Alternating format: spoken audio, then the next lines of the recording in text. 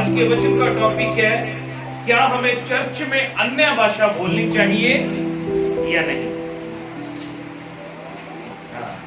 कुछ लोगों के लिए नई बात है, आपके लिए जैसे नई बात है, लेकिन ये इस बात को हम क्लियर करेंगे। क्या हमें चर्च में अन्य भाषा, वो भाषा जो कोई समझता नहीं, आपने देखा होगा चर्च में कुछ लोग ताली बजाते हैं उस चीज से, और ये बेटी नहीं है हमारे बीच में, ये थोड़ा डर भी रही थी जैसे लग रहा था मुझे जैसे ताली बजा रहे थे सभी लोग बीच में और ऊंची आवाज से अन्य भाषा बोल रहे थे। क्या हमें चर्च में ये वाली भाषा का प्रयोग करना चाहिए या नहीं? बाइबल हमें इस बारे में क्या सिखाती है, आज हमने वो सीखना है। क्या हम चर्च में अन्य भाषा बोल सकते हैं या नहीं? निकालिए मेरे साथ पहला कुरिन्थियों 14 अध्याय उसकी 2 आयत। पहला कुरिन्थियों 14 की 2।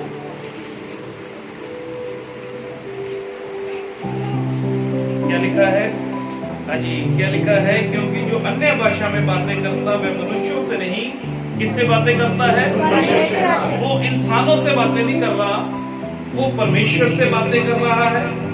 और आगे लिखा है, इसलिए कि उसकी बातें कोई नहीं समझता। हम समझते हैं अन्य भाषा,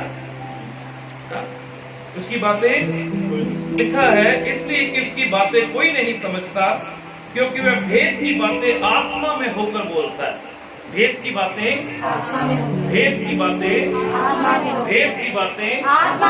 आत्मा में होकर वो व्यक्ति बोलता है। और लिखा है कि जो अन्य भाषा बोलते हैं वो परमेश्वर के साथ क्या करते हैं? इंसान उनकी भाषा को वो आत्मा में होकर क्या करते हैं? भेद की बातें बोलते हैं। भेद की बातें वो आत्मा में होकर तो बोल रहे हैं, लेकिन उनकी बातों को कोई भी समझ, कलीसिया में कोई भी समझ नहीं सकता। आप सभी अन्य भाषा बोलते हुए होंगे, ताली बजाते होंगे। कोई नया व्यक्ति आएगा, अगली बार आएगा, कोई नया व्यक्ति उस कलीसिया में जो सभी जोर जोर से चिल्ला रहे हैं, जोर जोर से अन्य भाषा बोल रहे हैं, अपने आप में नहीं, कोई इधर गिर रहा, कोई इधर गिर रहा, उसको मालूम नहीं मेरा दुपट्टा कहाँ है, मैं खुद कहाँ हूं, मेरे पास में कोई बैठा कि नहीं बैठा, मैं ताली बजा रही हूं अपनी दोनों हाथों से या किसी के मुंह में ताली बजा रही हूं, ये मालूम है कि नहीं मालूम है? आत्मा जो है भेद की बातें प्रकट करता है। भेद की बातें क्या है? वो व्यक्ति भेद की बातें प्रकट करता है, क्योंकि जो वो बोल रहा है भेद की बातें। अगर किसी को समझ ही नहीं आ रही है, किसी को समझ नहीं आ रही वो बात, तो फिर बोलने का फायदा है कोई? अगर भेद की बात मैं बोल रहा हूं अन्य भाषा में, अगर आपको समझाने वाला कोई नहीं, अगर आप समझ नहीं पा रहे हैं अन्य भाषा को, तो क्या वो भाषा हमें कलीसिया में बोलनी चाहिए, चर्च में बोलनी चाहिए? हमें चर्च में चिल्ला के ऐसे बोलना चाहिए या नहीं बोलना चाहिए? आज हम ये सीख रहे हैं। अन्य भाषा जो बोलते हैं वो परमेश्वर से बातें करते हैं, और वो अपनी आत्मा की उन्नति के लिए क्या करते हैं? 4 आयत पढ़िए इसकी। तो अन्य भाषा बोलते वो क्या करते हैं? अपनी उन्नति कर रहे हैं। किसकी उन्नति कर रहे हैं? वो अपनी उन्नति कर रहे हैं। इसका मतलब जो आप में से अगर 2 लोग ऊंची ऊंची प्रार्थना कर रहे हैं, ताली बजा रहे हैं, अन्य भाषा बोल रहे हैं, वो किसकी उन्नति कर रहे हैं? लेकिन साथ में जो व्यक्ति प्रार्थना करना चाहता है, प्रभु के साथ जुड़ना चाहता है, वो जुड़ नहीं पा रहा है, उसकी उन्नति कैसे होगी? उसकी उन्नति कैसे होनी है? उसकी उन्नति कैसे होगी? हम जो इस रीति से करते हैं, कहीं ना कहीं हम परमेश्वर के कामों को रोक देते हैं। सुनिएगा ध्यान से, मैं आपको अन्य भाषा बोलने से मना नहीं करता, मैं आपको अन्य भाषा बोलने से मना नहीं करता, लेकिन जो अन्य भाषा बोलता है, अन्य भाषा में बात करते, वो अपनी आत्मा की उन्नति करते हैं। किसकी? अपनी आत्मा की उन्नति करते हैं। वो दूसरों की उन्नति की बातें तब तक नहीं है जब तक अन्य भाषा को कोई ट्रांसलेट करने वाला नहीं है। जब तक अन्य भाषा हमें बोलनी है, इसमें कोई दो राय नहीं है। अगर परमेश्वर ने कुछ हमें दिया है तो वो इस्तेमाल करने के लिए दिया है, ये गारंटी है। लेकिन हमने कहां बोलनी कहां नहीं बोलनी, ये भी परमेश्वर हमें सिखाता है। हाँ जी, समझा रहे मेरी बात? ठोकर तो नहीं खा रहे, ठोकर तो नहीं खा रहे। हमें कहां बोलनी कहां नहीं बोलनी, ये भी परमेश्वर का कलाम हमें सिखाता है। पहला ग्रंथियों 14 अध्याय ये पूरा भरा पड़ा इस बात से कि आपने कहां अन्य भाषा बोलनी कहां नहीं बोलनी, कैसे बोलनी कैसे नहीं बोलनी, कब बोलनी कब नहीं बोलनी। अगर कोई दूसरा व्यक्ति प्रार्थना कर रहा आपके साथ बैठकर, आप अन्य भाषा में लगे हुए हैं अपने तरीके से, अपने हिसाब से लगे हुए, वो तो आपका दुपट्टा ही ठीक करने में रह जाएगा बेचारा। वो ये देखने में रह जाएगा कहीं चपेड़ी ना मार दे मेरे मुंह पे। क्या उसका रिश्ता खुदा के साथ जुड़ पाया? क्या उसकी आत्मा खुदा के साथ जुड़ पाई जो दूसरा आया था? उनका रिश्ता अगर खुदा के साथ नहीं जुड़ पाया, अगर उनकी आत्मा खुदा के साथ नहीं जुड़ पाई, उस व्यक्ति के कारण जो अन्य भाषा में बात कर रहा था, जिसकी आत्मा खुदा के साथ तो जुड़ी हुई थी, खुदा के साथ तो वो बातें कर रहा, लेकिन वो भेद की बातें चर्च में प्रकट नहीं हुई। चर्च में प्रकट, जो बात भेद की बात चर्च में प्रकट ना हो, वो बात चर्च में करने का कोई भी बेनिफिट तो वही पड़ेगी। लेकिन जो भविष्यवाणी करते हैं वो क्या करते हैं? वह मनुष्यों से उन्नति और उपदेश और शांति की बातें करता है। 4 आयत का हिस्सा मैं पढ़ रहा हूं। परंतु जो भविष्यवाणी करता है वह कलीसिया की उन्नति करता है। वह क्या करता है? जो भविष्यवाणी करेगा। इसका मतलब चर्च में क्या होने चाहिए? परमेश्वर का कलाम अन्य भाषा से ज्यादा भविष्यवाणी करने के लिए कह रहा है कि आप चर्च में जब बैठे हैं तो भविष्यवाणी करो, क्योंकि भविष्यवाणी की भविष्य की बातें आप चर्च में आकर खोलोगे और आपका चर्च उन्नत हो जाएगा, आपकी कलीसिया उन्नत हो जाएगी, आपकी कलीसिया बढ़ जाएगी। लेकिन आपकी अन्य भाषा बोलने से क्या होगा? कौन उन्नत होगा? कौन उन्नत होगा? सिर्फ खुद। कौन? अगर आप यही भाषा का भेद अगर आप जानते हैं कि आप क्या बात कर रहे हैं अन्य भाषा में, आपको मालूम आप क्या बात करते हैं अन्य भाषा में? आपको मालूम आप क्या बात करते हैं अन्य भाषा में?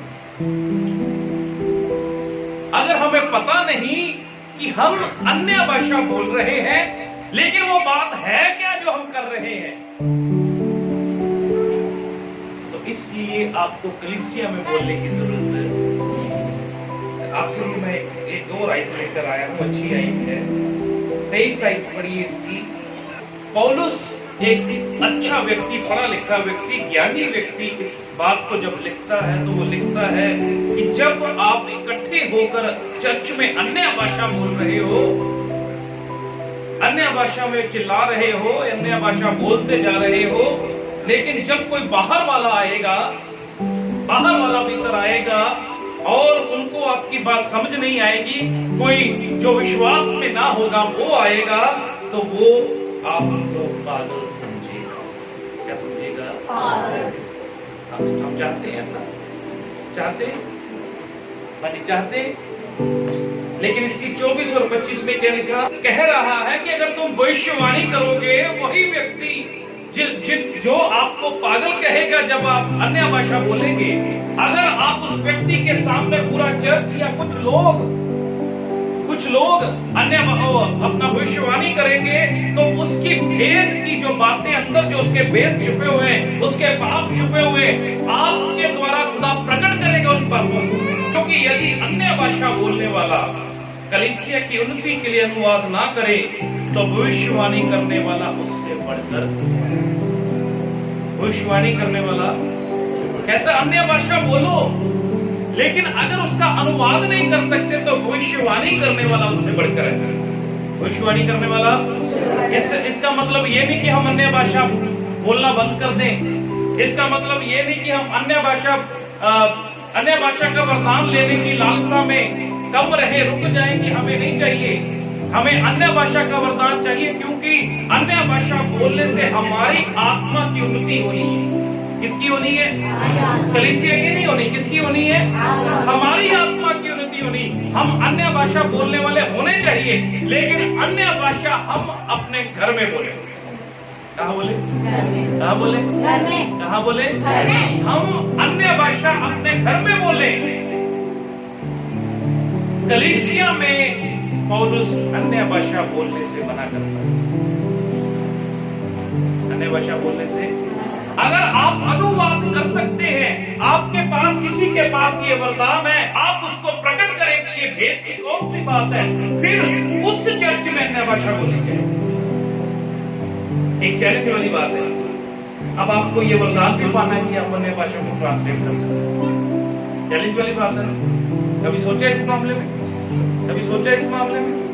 अब ये चैलेंज वाली बात है, प्रभु का कलाम है ये चैलेंज वाली बात है कि अब आप इसके लिए भी प्रार्थना करें कि आप अन्य भाषा को ट्रांसलेट करने का वरदान पाएं। घर पे तो अन्य भाषा बोले, ऊंची आवाज से प्रार्थना करें, अन्य भाषा के साथ, खुदा के साथ जुड़ जाए और आपकी आत्मा खुदा की आत्मा के साथ जुड़े और उन्नति पाए। लेकिन आपको मालूम होना चाहिए आप अन्य भाषा में बोल क्या रहे हैं, ये कौन सी भेद की बात है जो प्रकट की जा रही है। ईद पेंतीकोस्त का दिन आया और सब लोग एक जगह पर इकट्ठे, 120 लोग एक जगह पर इकट्ठा थे और वहां पर एक पर्व मनाया जा रहा था, उत्सव मनाया जा रहा।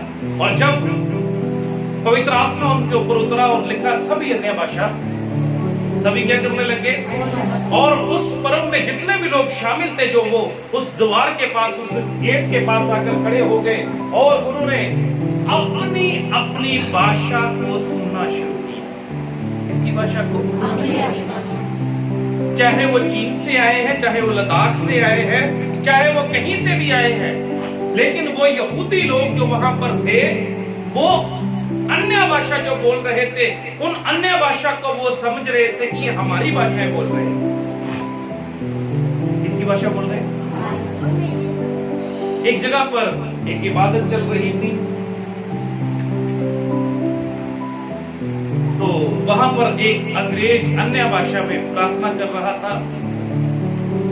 एक लद्दाखी वहां पर मौजूद था, और जब अन्य भाषा में अंग्रेज प्रार्थना कर रहा था, वो अन्य भाषा मालूम कौन सी थी? वो लद्दाखी भाषा। और उस लद्दाखी को वो भाषा समझ आ रही।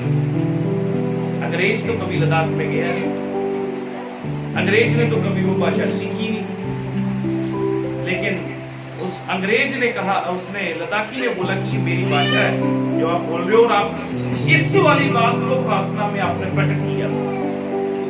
इस वाली बात, अगर आप अन्य भाषा बोलते हैं तो आपके ऊपर ये प्रकट नहीं हो रहा कि आप क्या कह रहे हैं। पूछे खुदा से, कर सकता है खुदा? आज कर सकता है खुदा?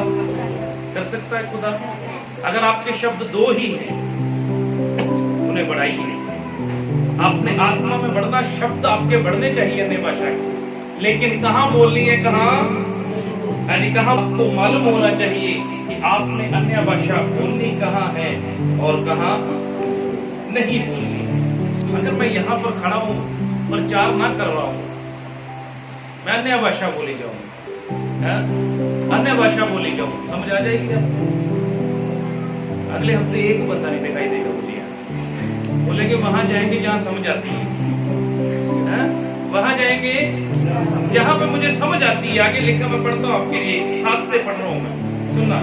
इसी प्रकार यदि निर्जीव वस्तुएं भी जिनसे ध्वनि निकलती है, जैसे बांसुरी या वीण, यदि उनके स्वरों में भेद ना हो, तो जो जो फूका या बजाया जाता है वह कैसे पहचाना जाएगा? और यदि तुरी का शब्द साफ ना हो तो कौन लड़ाई के लिए तैयार करेगा? ऐसे ही तुम भी यदि जीभ से साफ साफ बातें ना कहो तो जो कुछ कहा जाता है वह कैसे समझा जाएगा? तुम तो हवा से बातें करने वाले ठहरोगे। इससे जगत में कितने ही प्रकार की भाषाएं क्यों ना हो, परंतु उनमें से कोई भी बिना अर्थ की ना होगी। इसलिए यदि मैं किसी भाषा का अर्थ ना समझूं तो बोलने वाले की दृष्टि में परदेशी ठहरूंगा और बोलने वाला मेरी दृष्टि में परदेशी ठहरेगा। इसलिए तुम भी जब आत्मिक वरदानों की धुन में हो तो ऐसा प्रयत्न करो कि तुम्हारे वरदानों की उन्नति से कलीसिया की उन्नति हो। इस कारण जो अन्य भाषा बोले वह प्रार्थना करे कि उसका अनुवाद भी कर सके, उसका अनुवाद भी कर सके। आगे लिखा, इसलिए यदि मैं आत्मा में अन्य भाषा में प्रार्थना करूं तो मेरी आत्मा प्रार्थना करती है परंतु मेरी बुद्धि काम नहीं देती है। क्या लिखा जी? अन्य भाषा बोल रहे, क्या हो रहा है आत्मा से, लेकिन बुद्धि काम नहीं देती। अतः क्या करना चाहिए? मैं आत्मा से भी प्रार्थना करूंगा और बुद्धि से भी प्रार्थना करूंगा। मैं आत्मा से भी गाऊंगा और बुद्धि से भी गाऊंगा। नहीं तो यदि तू आत्मा ही से धन्यवाद करेगा तो फिर अज्ञानी तेरे धन्यवाद पर आमीन कैसे कहेगा? क्योंकि वह तो नहीं जानता कि तू क्या करता है। तू तो भली बात से धन्यवाद करता है परंतु दूसरे की उन्नति नहीं होती। मैं अपने परमेश्वर का धन्यवाद करता हूँ कि मैं तुम सबसे अधिक अन्य भाषा में बोलता हूँ। क्या कह रहा पुरुष? मैं तुम सबसे अधिक अन्य भाषा में बोलता हूँ परंतु इस्राएलियों परंतु कलीसिया में अन्य भाषा में 10,000 बातें करने से ये मुझे और भी अच्छा जान पड़ता है कि दूसरों को सिखाने के लिए बुद्धि से 5 ही बातें समझा रही मेरी बात? पुरुष कहता 10,000 बातें अन्य भाषा में कहने से ज्यादा अच्छा है कि मैं अपनी बुद्धि से 5 बातें कलीसिया में कहूं जो लोगों को समझ आए। जो लोगों को क्या आ जाए? जो लोगों को समझ आ जाए। जो लोगों को समझ आए वो बातें वो कहना चाहता है। कहता मैं बहुत अन्य भाषा बोलता हूँ, मैं अधिक अन्य भाषा में बात करता हूँ। और उसने क्या कहा? आप ज्यादा अन्य भाषा के शब्द बोल सकते हैं या मैं? बताइए बताइए बताइए। सुनाई दे रहा? आपके शब्द 10 होंगे, 5 होंगे, 15 होंगे, 20 होंगे, लेकिन आपसे ज्यादा शब्द मेरे हैं। आपसे ज्यादा शब्द किसके हैं? मेरे हैं, अन्य भाषा के। अगर मैं बोलना शुरू करूं अन्य भाषा के शब्द तो पूरी मीटिंग अन्य भाषा में खत्म हो जाए। आप मेरे 10,000 शब्द नहीं समझ पाओगे मैंने क्या बोला। लेकिन जो बुद्धि से 5 शब्द आपको कहे जा रहे हैं वही शब्द आपके जीवन में चटाई लाएंगे। वही शब्द क्या करते हैं? इसका मतलब ये नहीं वो कहता है कि मैं अन्य भाषा में अधिक बोलता हूँ, यानी कि वो जब अकेले में प्रार्थना कर रहे हैं पौलुस, तब अन्य भाषा में प्रार्थना कर रहे हैं, उनके शब्द तब उन्नत हो रहे हैं, वो उन्नति पा रहे हैं अपने शब्दों में। लेकिन कलीसिया में वो अन्य भाषा में बात नहीं करते। कलीसिया में वो बुद्धि से बात करते हैं, उन शब्दों को जो आपको समझ में आए उन बातों से वो क्या करते हैं, आपसे हम कलाम होते हैं। अन्य भाषा बोलने वाला व्यक्ति अपनी आत्मा की उन्नति करता है, जो भविष्यवाणी करता है वो कलीसिया की उन्नति करता है। इसलिए हमें अपने शब्दों को क्या करना है? कंट्रोल में रखना और थोड़ा ही बोलना है। और कहाँ अन्य भाषा बोलनी चाहिए हमें? बताइए, क्या सीख रहे हैं? कहाँ बोलनी चाहिए? कलीसिया में क्या? भविष्यवाणी का वरदान मांगिए। अगर आप चर्च में अन्य भाषा बोलना चाहते हैं तो आपको उसका अनुवाद करना आना चाहिए। आपके चर्च में कोई अनुवाद करने वाला हो, लेकिन बाइबल में यह भी लिखा है कि आप 5 लोग अगर भविष्यवाणी करने वाले, 5 के पास एक साथ मत बोलो। 5 लोग या ज्यादा लोग भविष्यवाणी करने वाले कलीसिया में हो, तो वहां पर भी सारे लोग भविष्यवाणी ना करें। भविष्यवाणी करने के लिए भी लिखा है, वहां पर भी सभी लोग क्या करें, भविष्यवाणी ना करें। एक आदमी रुक जाए, पहले एक को भविष्यवाणी करने दी जाए, आवाज आ रही है ना, पहले एक को भविष्यवाणी करने दी जाए, फिर दूसरा भविष्यवाणी करे, इकट्ठे ही शुरू हो जाए भविष्यवाणी करने के लिए। एक सिस्टम है, कानून है एक बाइबल का। अजी क्या है? अन्य भाषा चर्च में अलाउड नहीं है। अगर आप बोलना चाहते हैं तो आपको अनुवाद करना आना चाहिए। परमेश्वर का कलाम भविष्यवाणी करने के लिए कहता है। परमेश्वर का कलाम अन्य भाषा बोलने से मना नहीं करता, लेकिन कहां बोलनी कहां नहीं बोलनी ये सीख रहे हैं आप लोग। सीख रहे कि नहीं सीख रहे? सीख रहे कि नहीं सीख रहे? सीख रहे हैं।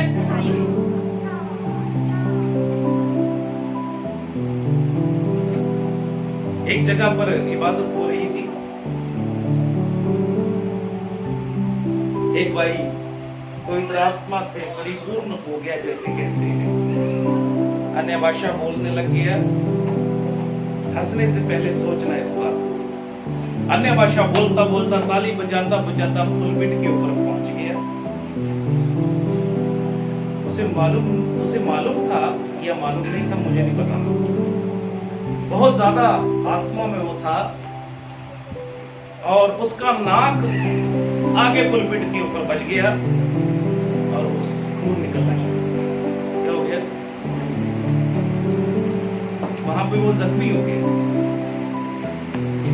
जब आपके ऊपर पवित्र आत्मा उतरता है, पवित्र आत्मा का मसा उतरता है, स्टार्टिंग में पहली बार, सुनिएगा, स्टार्टिंग में पहली बार, ये अलग बात लेकर जा रहा हूं, ध्यान से सुनना इस बात। जब स्टार्टिंग में आपके ऊपर पवित्र आत्मा का मसा उतरता, जब पहली बार आप अन्य भाषा बोल रहे हैं, जब मसा उतरा, आपसे कंट्रोल तब नहीं होगा, तब कंट्रोल नहीं होगा। लेकिन उसके बाद में हम जानते हैं, उसके बाद में हम जानते हैं कि कंट्रोल कैसे करना है। पढ़ लीजिए मेरे साथ, 32 साइड पढ़िए। भविष्यवक्ताओं की आत्माएं उनके वश में रहती हैं। जो अन्य भाषा बोलते हैं, जो भविष्यवाणी करते हैं, जो प्रार्थनाएं करते हैं, उनकी आत्माएं उनके वश में रहती है। जब वो चाहेंगे अन्य भाषा बोलेंगे, जब वो चाहेंगे चुप हो जाएंगे, जब वो चाहेंगे वो ताली बजाएंगे, जब वो चाहेंगे चुप हो जाएंगे, जब वो चाहेंगे वो चिल्लाएंगे, जब वो चाहेंगे वो चुप हो जाएंगे। ये भविष्यवक्ताओं की आत्माएं उनके वश में है, किसी और के वश में नहीं है। अगर आपकी आत्मा आपके वश में नहीं है तो वो पवित्र आत्मा नहीं है। तो क्या है फिर? तो क्या है? अगर आपकी आत्मा आज भी आपके वश में नहीं है, या तो आपने कंट्रोल करना सीखा नहीं, या तो वो पवित्र आत्मा नहीं, वो दुष्ट आत्मा है। परमेश्वर का वचन कहता, जिन भविष्यवक्ताओं की आत्मा उनके वश में रहती है, उसे मालूम है कहां पर उन्होंने चिल्लाना है, कहां पर क्या करना है, उन्हें मालूम है, उन्हें मालूम है सारा। लेकिन जब आप लोग इस बात को नहीं समझेंगे तो हम आशीषित नहीं हो सकते। मैं आपके लिए पढ़ रहा हूं, 39 पढ़िए। हे भाइयों, भविष्यवाणी करने की धुन में रहो और अन्य भाषा बोलने से मना ना करो। अंत में मैं आपको ये बात कहता हूं, अंत में मैं आपको ये बात कह रहा हूं, परमेश्वर का कलाम कहता है, हे भाइयों, भविष्यवाणी करने की धुन में रहो और अन्य भाषा बोलने से मना ना करो। अन्य भाषा भी बोलनी है, लेकिन भविष्यवाणी करने से, भविष्यवाणी भी करनी है, लेकिन अन्य भाषा कहां बोलनी है जी? क्या सीख रहे हैं? कहां बोलनी है? अपने घर में। कहां बोलनी है? अपने घर में। आपने अन्य भाषा प्रभु के सामने बोलनी, बैठ एकांत में बोलनी है। कहां बोलनी है? एकांत में। वचन में लिखा है, अपनी कोठरी में जा और कोठरी को बंद कर ले कि कोई तेरी प्रार्थनाओं को सुनने ना पाए। यही तो बात है वो, कि तू अन्य भाषा में खुदा के साथ बात कर, तेरी आत्मा खुदा की आत्मा के साथ मिलेगी और तू और उन्नत होगा और तेरे क्या हो जाएंगे, अन्य भाषा के शब्द और बढ़ जाएंगे। जब आप कलीसिया में चिल्ला रहे हैं, अन्य भाषा बोल रहे हैं, आपको कोई रोक देता तो आपके शब्द बढ़ेंगे? शब्द बढ़ेंगे? शब्द बढ़ेंगे?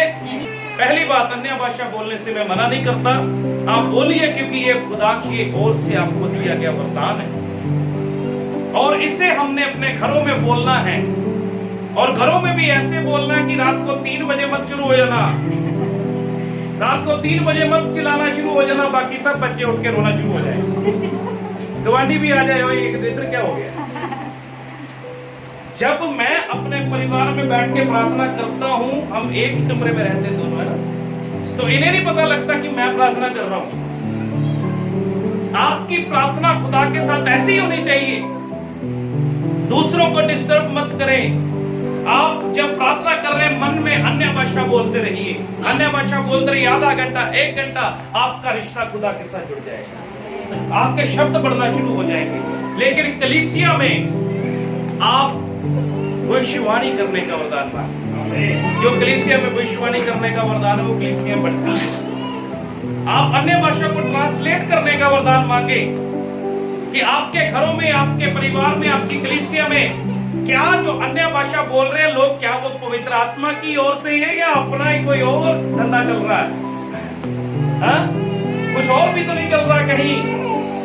जब आपके अंदर ये वरदान होगा, आप अन्य भाषा को ट्रांसलेट करने का वरदान पालेंगे, तो आपको मालूम हो जाएगा कौन खुदा की ओर से बोलता है, कौन शैतान की ओर से बोलता है।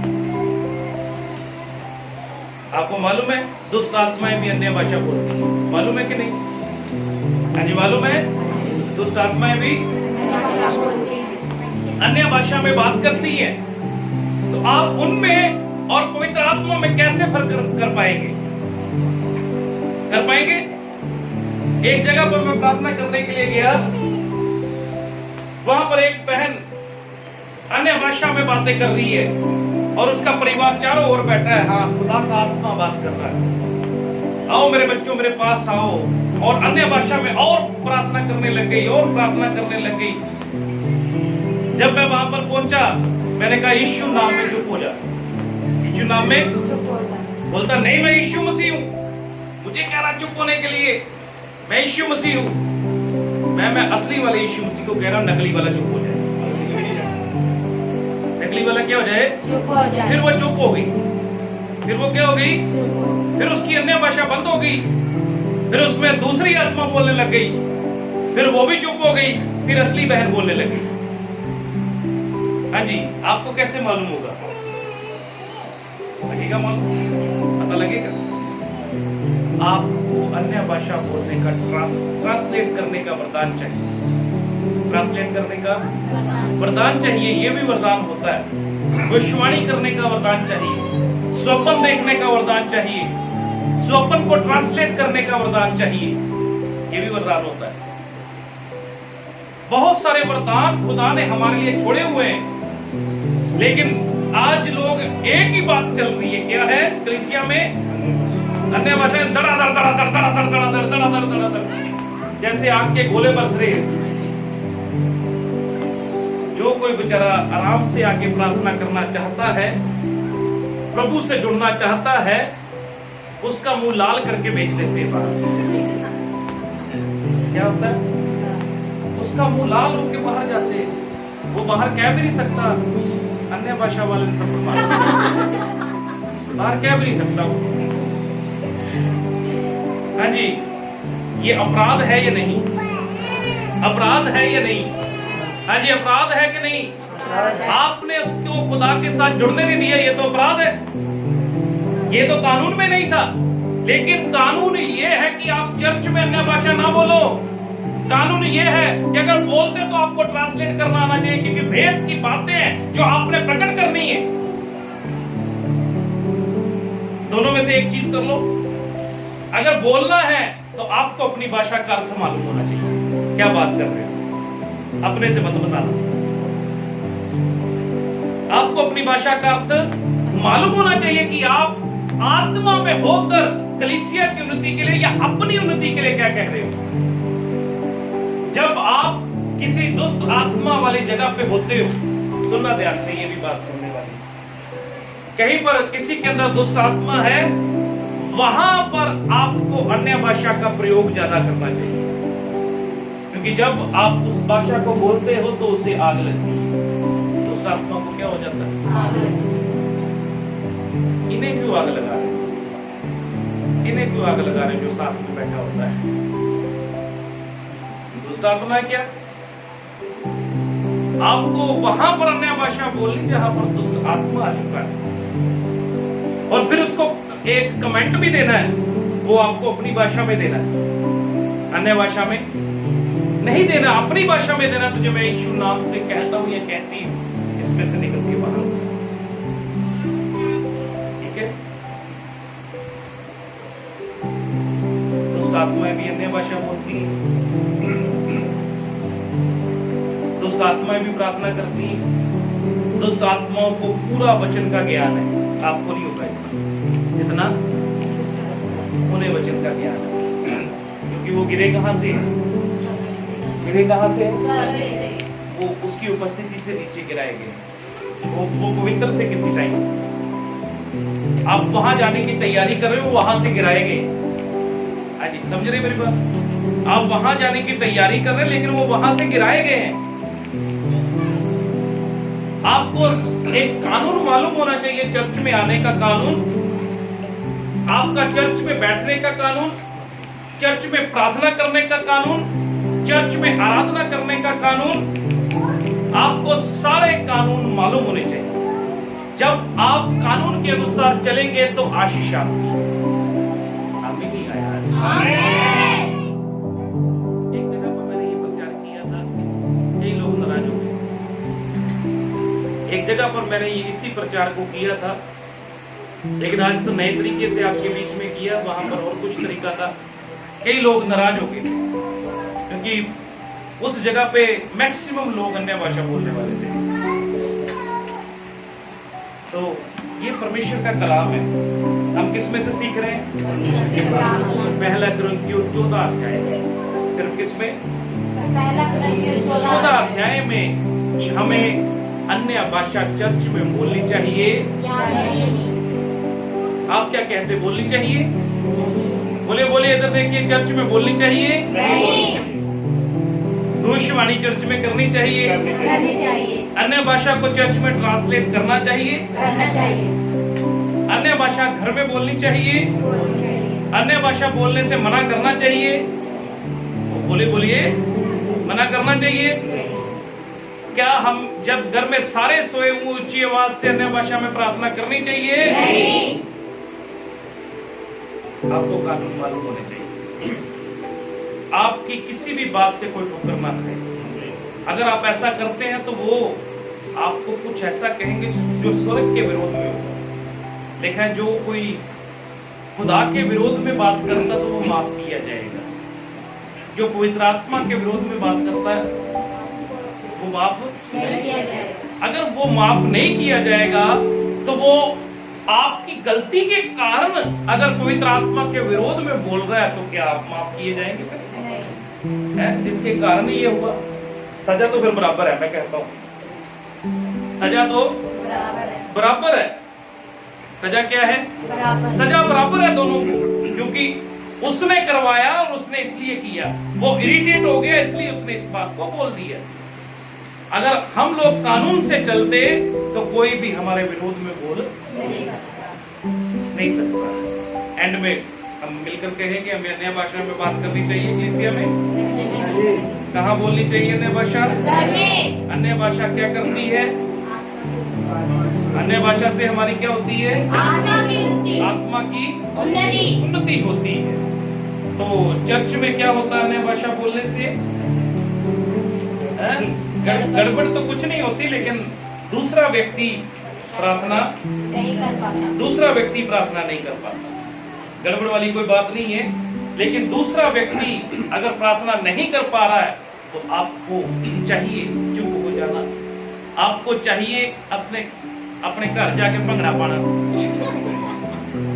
भंगड़ा घर जाके पा लेता है।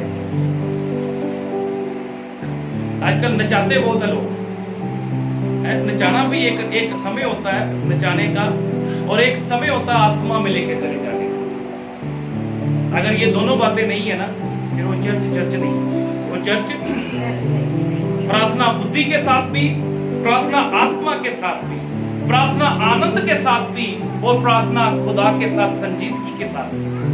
हर एक बात में हमें मालूम होना चाहिए कि कानून क्या, हमें कानून क्या कह रहा है। हमें इस बात की नॉलेज होनी चाहिए।